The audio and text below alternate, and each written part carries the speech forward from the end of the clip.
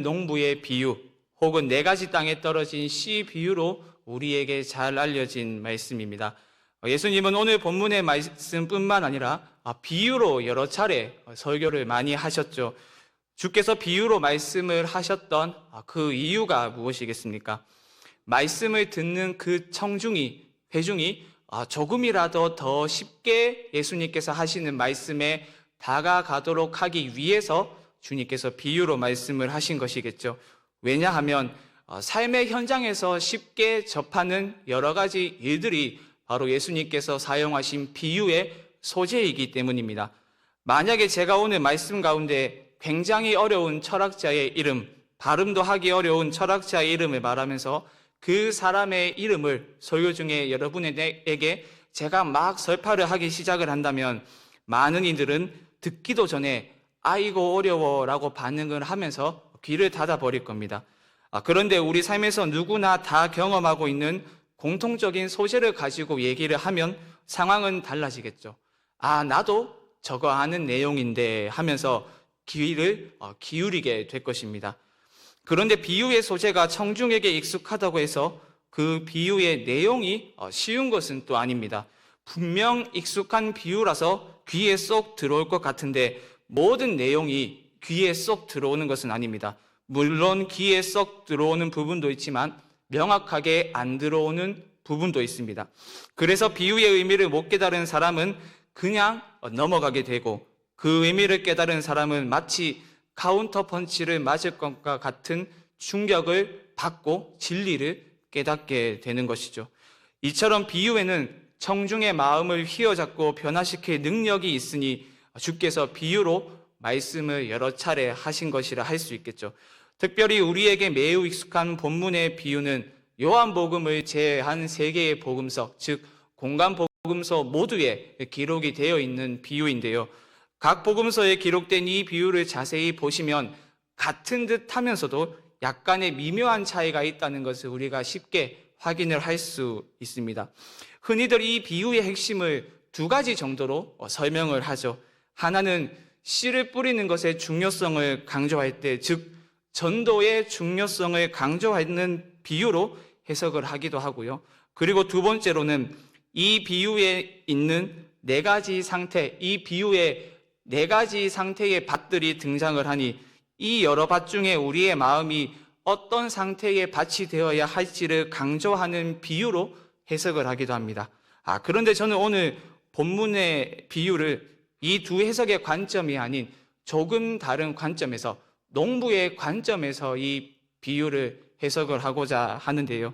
이 비유를 설교의 제목처럼 농부 예수의 관점에서 해석하고 특별히 이 비유의 말씀을 우리에게 맹인으로 익숙한 바디메오의 사건과 연결해서 해석을 하고 우리에게 적용을 해보고자 합니다.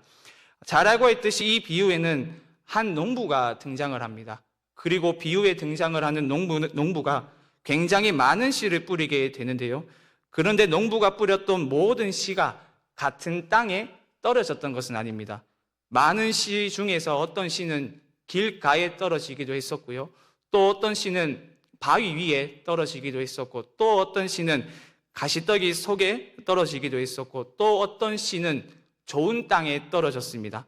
그래서 어떤 씨는 죽고 또 어떤 씨는 살아서 많은 열매를 맺게 되었는데요. 길가에 떨어졌었던 씨는 새의 먹이가 되어버리고 말았고, 바위 위에 떨어졌었던 씨는 뜨거운 햇살에 노출이 되었기 때문에 습기가 없어서 말라버렸고, 가시떡이 속에 떨어진 씨는 함께 자란 그 뾰족한 가시의 찌름을 견디지 못하고 결국 시들어 버렸습니다. 그래서 오직 좋은 땅에만 떨어졌던 씨만 열매를 맺게 되었는데요. 중요한 것은 이 여러 땅에 떨어진 씨가 그냥 바람에 날려서 거친 땅들과 좋은 땅에 떨어진 것이 아니라 농부가 직접 자신의 손으로 그 씨를 뿌렸다는 것에 있습니다. 그렇다면 우리는 한 가지 궁금증이 생길 수밖에 없게 되는데요. 만약에 농부가 좋은 땅에만 씨를 뿌렸다면 분명히 더 많은 열매를 수확하여서 더 많은 부를 축적할 수 있었을 것이 너무나도 분명한데, 왜 하필 농부는 좋은 땅을 놔두고 길가와 바위 위, 그리고 가시떡이 속에 많은 씨앗을 뿌렸을까 하는 궁금증이 우리에게 생기기도 합니다.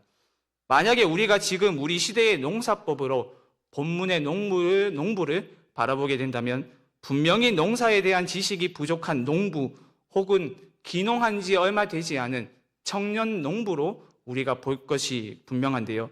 하지만 우리는 농부의 이런 행동을 어리석다고 비판을 하기 이전에 고대 유대 사회의 농사법을 먼저 생각해 볼 필요가 있습니다.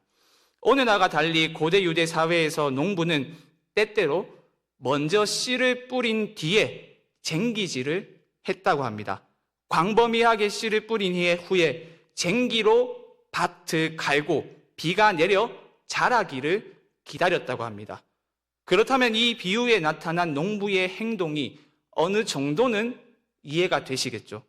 농부가 씨를 뿌리되 밭 같지도 않은 땅에 광범위하게 씨를 뿌리고 쟁기질을 했다는 것은 열매가 맺히지 않는 그곳을 열매가 맺히는 좋은 밭으로, 좋은 땅으로 만들겠다는 의지의 표현이라 할 수 있습니다.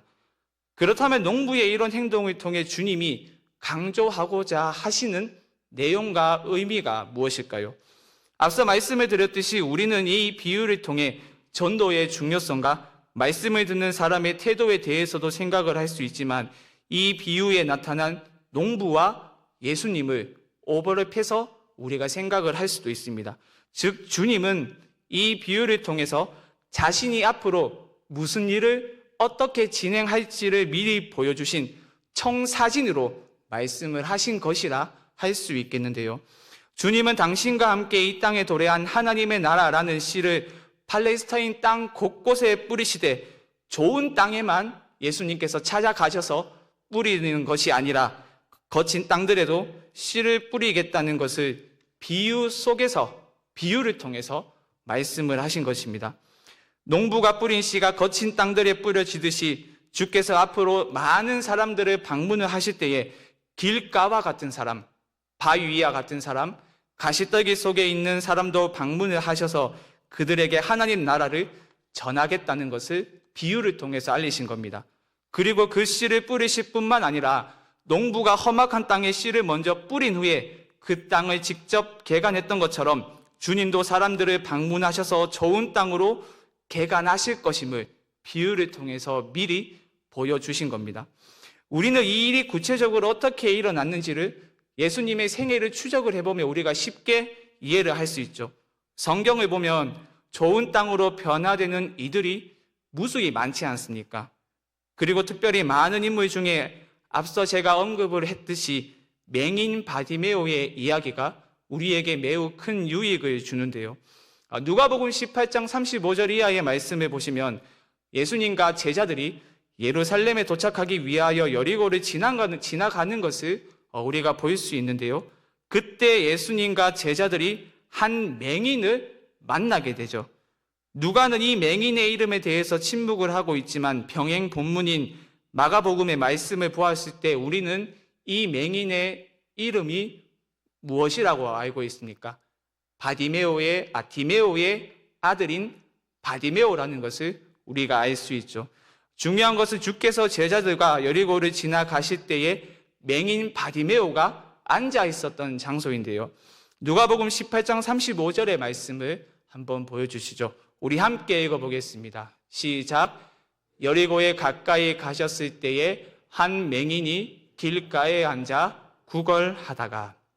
지금 바디메오가 어디에 앉아 있습니까? 길가에 앉아 있죠. 여기서 바디메오가 앉아 있던 길가와 오늘 본문의 길가는 원문을 보아도 동일한 단어입니다. 당시 유대 사회에서 맹인이자 거지였던 바디메오는 당연히 어떤 사람이었겠습니까? 신체적으로 약함을 지니고 있었기 때문에 사회의 중심부에서 변방으로 밀려난 사람이었습니다. 게다가 죄와 신체적 장애를 원인과 결과로 연결하는 경향이 당시 유대 사회에 있었기 때문에 그것을 감안을 한다면 바디메오는 분명 사회적뿐만 아니라 종교적으로도 열등한 사람이었을 확률이 매우 높습니다. 그렇게 그는 삶의 길을 바쁘게 걷는 자들에게 방해가 되지 않고자 길가에 앉아있던 사람, 요즘 세대의 말을 빌리자면 인싸가 아니라 그야말로 아웃사이더, 아싸의 삶을 살았던 것이 바로 이 맹인 바디메오였습니다. 안타까운 것은 그런 그에게 말씀이신 예수님이 그의 앞을 지나가셨지만 그는 볼 수 없었기 때문에 그저 길가에 앉아 있어야만 하는 그런 상황이었는데요. 그래도 모든 가능성이 완전히 차단이 되었던 것은 아니었습니다. 그에게는 꺼지지 않는 희망의 빛이 있었는데 바로 듣는 것이었습니다. 비록 그는 앞을 보지 못했으나 오히려 그것 때문에 잘 듣는 사람이었습니다. 하지만 길가와 씨의 만남은 그렇게 쉬운 것처럼 보이지만은 않는데요. 바디메오가 예수님의 관에 듣고 뒤에서 불렀는데도 예수님은 그의 발걸음을 멈추지 않으셨습니다. 심지어 그를 둘러싼 많은 사람들의 방해 때문에 그 소리가 예수님께 전달되지 않았는데요. 바디메오의 맹인과 거지라는 그 내부적인 요인뿐만 아니라 군중의 방해라는 그 외부적인 요인이 길가에 떨어진 씨를 먹는 공중의 새들이 되어서 바디메오와 씨의 만남을 방해를 하였던 것이죠. 하지만 그는 포기하지 않고 더 큰 소리로 예수님을 불렀습니다. 그는 자신에게 있는 그 약함과 그리고 외부적 요인을 탓하면서 그냥 그대로 만족하면서 살지 않았습니다. 예수를 향한 그의 간절한 외침은 딱딱한 길바닥에 틈이 생기도록 하였고 그의 간절한 외침이 예수님의 귀에 들리기 시작했습니다. 그제야 주님은 걸음을 멈추시고 바디메오를 부르시는데 주님의 이 부름은 바디메오로 하여금 삶의 자리를 완전히 바꾸게 만듭니다. 바로 길가에 앉아 있었던 자에서 길 위의 사람으로 변화가 된 것인데요. 누가복음에서 바디메오의 이야기는 18장 43절의 말씀과 같이 끝납니다. 이렇게 누가복음에서는 끝나는데요. 곧 보게 되어 하나님께 영광을 돌리며 예수를 따르니 백성이 다 이를 보고 하나님을 찬양하니라. 그런데 병행 본문인 마가복음의 말씀을 보면 조금 다르게 바디메오의 이야기가 끝나는 것을 볼 수 있습니다. 마가복음 10장 52절의 말씀인데요. 우리 함께 읽어보겠습니다. 시작. 예수께서 이르시되 가라 내 믿음이 너를 구원하였느니라 하시니 그가 곧 보게 되어 예수를 길에서 따르니라. 어떻게 되었습니까? 길가에 앉아서 사람들이 주는 열매만을 먹으며 살아왔었던 그가 길 위에서 주님을 따르는 사람, 주님의 뒤를 따라 걷는 사람으로 바뀌게 되었습니다. 그런데 원문에 보면 제가 자막에 다른 색으로 표시된 길에서 따르니라 라는 표현이 우리가 일반적으로 사용하고 아는 표현과 원문을 보면 조금 다르다는 것을 볼 수 있는데요. 길에서 따르니라 라는 표현을 어떻게 번역하는 것이 일반적으로 조금 더 정확합니까? 전치사 on을 사용을 해서 on the road로 그렇게 번역을 하는 것이 조금 더 정확한 표현이겠죠. 그런데 원문을 보면 여기 전치사 on이 아니라 in이 사용이 되었습니다. 이 전치사는 on의 의미도 있지만 많은 경우에는 무엇 안에라는 뜻으로 사용이 된 전치사인데요. 이것이 왜 중요하냐 하면 오늘 본문에서 좋은 땅으로 번역된 단어 역시 뜻이 비슷한 전치사를 사용을 하고 있기 때문입니다. 오늘 본문 8절 상반절을 다시 보시면 이렇게 이야기를 하죠. 더러는 좋은 땅에 떨어짐에.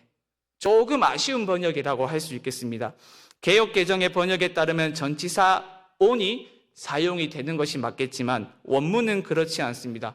원문은 무엇 안으로, 무엇 속으로 라는 뜻을 가진 전치사를 이 좋은 땅에 사용을 했습니다.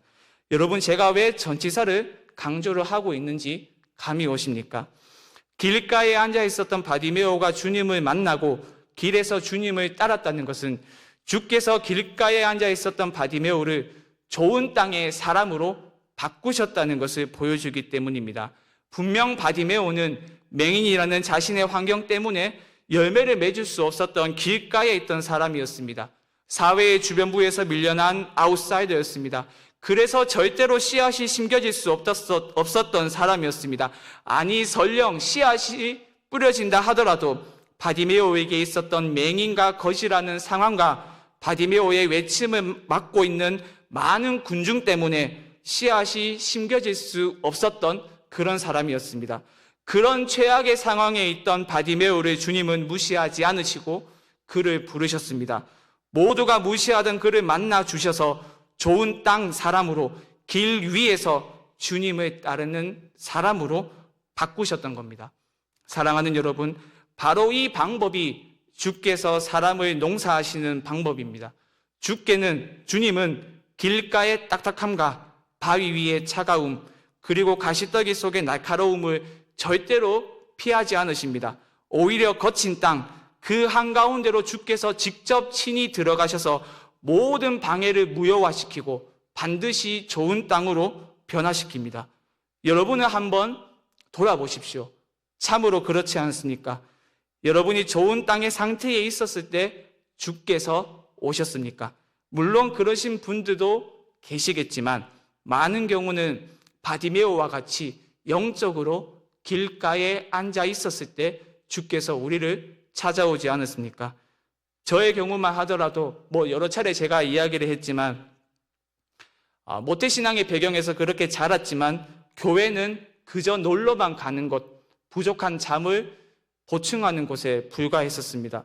설교자가 전하는 그 설교의 내용은 전혀 주일학교 때 귀에 들어오지도 않았었고 반별 모임 시간에 선생님께서 질문을 하더라도 대답하지 않고 오히려 반항하는 모습을 때로는 보이기도 했었는데요. 선생님께서 무엇이라고 물어보시면 왜요? 모르겠는데요. 이렇게 시큰둥하게 대답을 했었는데요. 그렇게 흥미를 잃어버린 나머지 중학교 2학년이 되었을 때는 교회를 떠나가게 되었고 나중에 친구의 권유로 23살 무렵이 되었을 때 교회에 갔었을 때도 상황은 마찬가지였습니다. 친구의 체면을 위해서 마지못해 갔었기 때문에 제일 뒷자리에 앉아서 또 다른 친구랑 함께 예배를 드렸는데요. 그때 제일 인기 있었던 PC게임이 휴대폰으로 생중계를 하고 있었습니다. 앞에서 목사님께서 설교를 전하시는데 다른 친구와 함께 제일 뒷자리에 앉아서 휴대폰으로 생중계되는 게임을 직접 봤었고요. 그리고 당시 있었던 애니팡 이런 게임을 친구와 함께 설교 시간에 뒤에서 했었습니다. 그렇게 잘못하다가 소리가 휴대폰에서 핑 하면서 튀는 경우가 있었잖아요. 앞에서 목사님께서 열심히 설교를 하셨는데 휴대폰에서는 넷마블 이런 소리가 제 휴대폰에서 간혹 들리기도 했었는데요. 그러다가 우연히 한 기회에 수련회에 참석을 하여서 말씀을 듣고 기도를 하는데 말씀이 들려지기 시작을 했었고 입이 열리며 기도가 나오기 시작했습니다. 바디메오와 같이 길가에 앉아있던 영적 아웃사이더였던 저에게 주께서 친히 씨를 심으시고 쟁기로 밭을 갈아서 좋은 땅으로 만드셨습니다. 아니, 좋은 땅으로 만드셨을 뿐만 아니라 열매도 많이 맺히게 하셨습니다. 더 정확하게는 열매를 맺는 길을 직접 걷도록 저의 인생을 인도하셨습니다. 오늘 바디메오를 한번 보십시오. 그의 인생이 어떻게 변화되었습니까? 길가에 앉아있던 사람에서 길 안에서, 길 위에서 예수를 따르는 사람이 되었지 않습니까? 바로 이것이 주께서 열매를 맺게 하시는 방식입니다. 주님은 내가 너를 좋은 땅의 사람으로 만들었으니 이제는 네가 열심을 내어서 열매를 맺으라 라는 식으로 방관을 하지 않으십니다. 길가에 앉아있던 인생을 길 안에서 주님을 친히 따르게 하심으로써 열매를 맺게 하십니다. 사랑하는 여러분, 하나님 나라의 열매는 혼자서 그 길을 열심히 걷는다고 해서 맺히는 것이 아닙니다. 바디메오처럼 주께서 걸어가신 그 길을 따를 때에 우리가 주님의 뒷모습을 보며 그 길을 걸어갈 때에 우리가 불렀던 찬송가의 가사처럼 우리가 예수를 따라갈 때에 하나님 나라의 열매는 맺히는 겁니다. 그런데 여러분, 예수님이 걸어가셨던 길이 어떤 길이었는지를 한번 생각을 해 보십시오. 주님은 시온의 대로가 활짝 열린 곳을 향하여 걸어가지 않으셨습니다. 그야말로 척박한 땅 예루살렘을 향하여 걸어가셨죠. 그곳에서 씨가 전혀 먹히지 않는 사람인 대제사장과 빌라도로부터 신문을 받으신 후에 그들에게 잡아먹히셨습니다. 골고다에서 십자가에 매달려 가시와도 같은 목과 창 그리고 가시 면류관에 찔려 숨통이 막혀 죽으셨습니다. 결국 주님은 자신이 말씀하셨던 세 종류의 땅에 떨어진 씨의 운명을 친히 경험하셨습니다. 사탄의 밥이 되어버리고 말았고 씨가 먹히지 않는 돌과 같은 권력자들에 의해서 희생이 되었고 가시와 같은 창에 찔려 죽으셨습니다. 그리고 죽어서는 무덤 안에 있던 바위 위에 놓여지셨죠.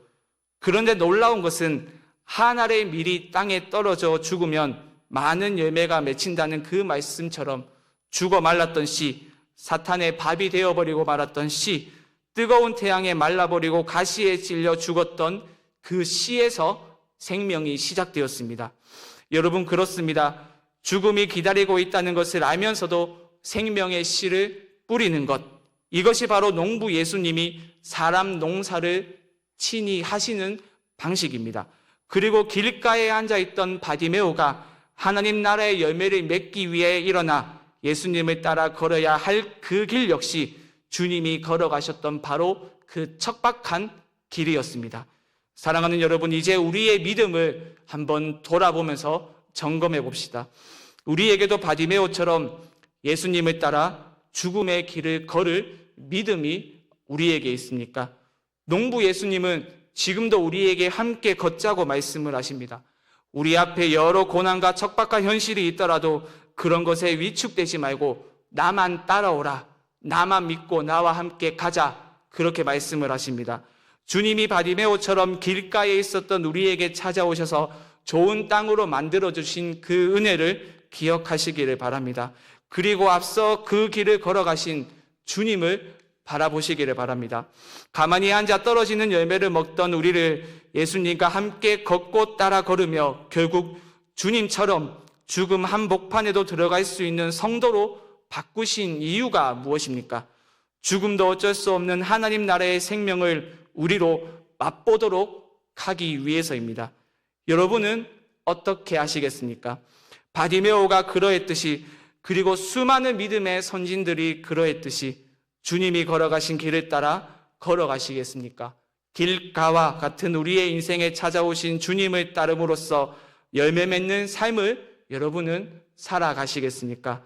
가야 할 곳이 아무리 길가이고 바위 위이고 가시떡이 속이라 하더라도 주님은 그 척박한 현실 한복판에서 하나님 나라의 생명력을 맛보게 하실 능력의 주님이시다라는 것을 잊지 마시기를 바랍니다. 그렇다면 여러분의 길가와 바위 위 그리고 가시떡이 속은 어디입니까? 주께서 하늘의 미랄로서 죽은 후 많은 열매를 맺으셨던 것처럼 우리 역시 하늘의 미랄이 되어 많은 열매를 맺기를 원합니다. 주께서 친히 농부가 되셔서 농사를 지으셨듯이 우리도 예수를 따르는 작은 농부가 되어서 사람 농사를 짓기를 원합니다.